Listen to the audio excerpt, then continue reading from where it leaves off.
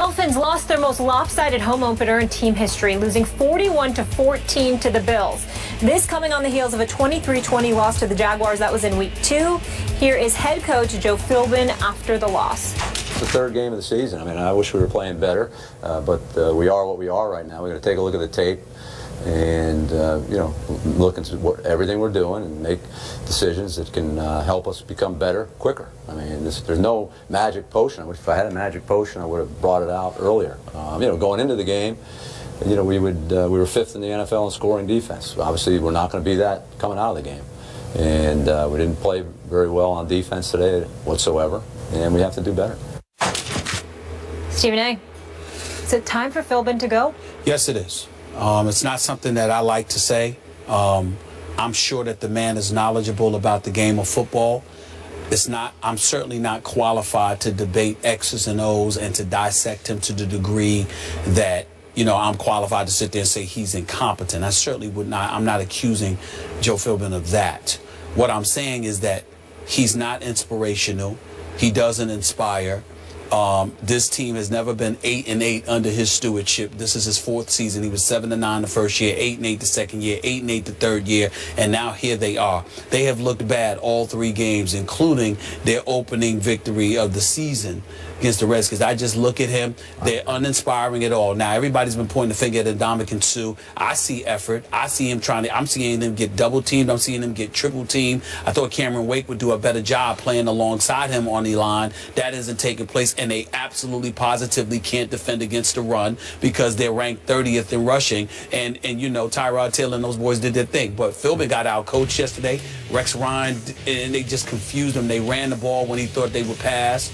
When he thought they would pass, they passed the ball when he thought they would run. And Philbin just seems to be anemic, just totally lifeless when it comes to really inspiring these guys to play some daggone football. And that's a very, very big thing in the sport of football. It can't just be about X's and O's. You watch Bill Belichick, he seems to speak these guys' language or get them to speak his. I agree. Philbin doesn't do that. There are some people who are meant to be coordinators. That is Joe Philbin. He needs to go. They need a new head coach, and they don't need to wait until the end of this season. Stephen Ross, who had Warren Buffett in attendance with him when they were down 27-0 in the first half and let the Buffalo Bills pile up 200 yards in the first quarter, he needs to get a new coach quick, fast, and in a hurry. I agree with you. They were also fortunate to virtually steal game 1, the week 1 at Washington with a 4th quarter punt return. Remember that? That's 17-10. I'm going to go to the quarterback too, because I do blame Philbin somewhat for hitching his star in that franchise to Ryan Tannehill. And I've told you since before the draft, I don't love him. I'm not sure he's going to lead you to any promised lands anywhere. Yesterday, his QBR scale 0 to 100 was 12. Tyrod Taylor's was 95. Yes. Now, they ran into a Buffalo buzzsaw that is going to buzz through a lot of people this year, except for the New England Patriots.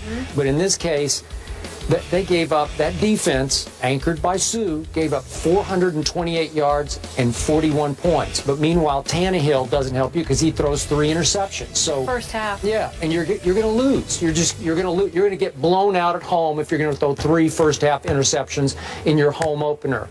The handwriting is all over the stadium wall that it's time for Philbin to go. But I thought it was before this year even started. You did, and the bottom line is this. South Beach and the folks down there in Miami don't want him there. Let's just call it what it is. You got to speak folks' language. You've got to vibe. You've got to represent the franchise in a fashion that will galvanize dudes to want to come and play for you. And Ndamukong Suh is being double and triple teamed, Skip. I'm not saying he's flawless by any stretch. He only got 3 tackles on the season. I mean, come on now. But the fact of the matter is that he needs some help. Yep. And he ain't getting it. No. 7-year playoff drought down there in Miami. You know who really loved this one? Charles Clay and Richie Incognito, I'm sure. Extra sweet for them. Baseball became baseball for the Nats yesterday as Bryce Harper and Jonathan Papelbon got into it. Big deal, no deal. Wow. We'll discuss that next. Moved to 3-0 with a 24-12 win over the Lions. Peyton Manning threw for 324 yards and 2 TDs. It was his 164th career game with multiple touchdown passes. No surprise, that's an NFL record. 2 wins were against playoff teams from last year. Both the Ravens and the Lions were in the playoffs. Skip, did this game end the questions about Peyton Manning? There's been so much speculation about him this season. Stephen A., silly me, I thought those questions got laid to rest back at Kansas City when Peyton, in the last 2 minutes, 27 seconds, led that team 80 yards in 10 plays, including the 19-yarder to Emmanuel Sanders that won the football game against their arch rival in one of the loudest outdoor venues in the world. And yet, it seemed like NBC's storyline all last night was, could this be the end? Could this be the end of Peyton? Obviously, Chris Collinsworth said, that's a bunch of baloney. Well, it sure looked like a bunch of baloney to me last night because clearly Peyton won the power struggle with Gary Kubiak, so they went all shotgun last night. Now they're back to the running game that carried that team. Remember down the stretch last year when Peyton clearly was hurt, starting with that St. Louis game that you've talked about so many times, then the San Diego game at San Diego. They just ran the heck out of the ball down the stretch, and it carried Peyton through his obvious injuries. Well, now the running game's pretty much disappeared. Now it's all Peyton. 31 out of 42 for 324. I realize it's the Lions, but they just banked another big road win to me. And as Peyton pointed out, it's not the same Lions as last year, but they were in the playoffs. They did lose to my Dallas Cowboys at Jerry World. And the point is, they've beaten Baltimore, even though Baltimore might not be Baltimore. They were a playoff team last year in Kansas City. So they're off to a pretty great start. And Peyton's, look, he looks as effective to me as he has ever looked. I never worried about his arm strength because he never had much to begin with. I don't know what the problem is. He still looks like Peyton Manning to me at age 39. Skip Bayless, I agree with you, but I totally understand why there are question marks about the Denver Broncos. Over the last 3 years under Peyton Manning, they've been in the top 3 in terms of points scored. Last year, they were the #2 ranked offense in all of football, putting up 482 points. This year, over the first 3 games of all the teams right now that are 3-0, they've got the second least amount of points at 74 to the Carolina Panthers. That's number 1. But also, Denver somewhat reminds me of Baltimore. Certainly Flacco is no comparison to Peyton Manning in my opinion, even though they both have the same amount of Super Bowl victories. They do. But the flip side to it is that just like Justin Forsett has lost his game and can't seem to run the football for the Baltimore Ravens, C.J. Anderson ain't doing it for the Denver Broncos. Is that him or the line? Well, it could be the line. It could be the line. But at the end of the day, we have to look. We have to look at what you have. Now, the line obviously was formidable. They've changed bodies like 3 or 4 different dudes on the offensive line.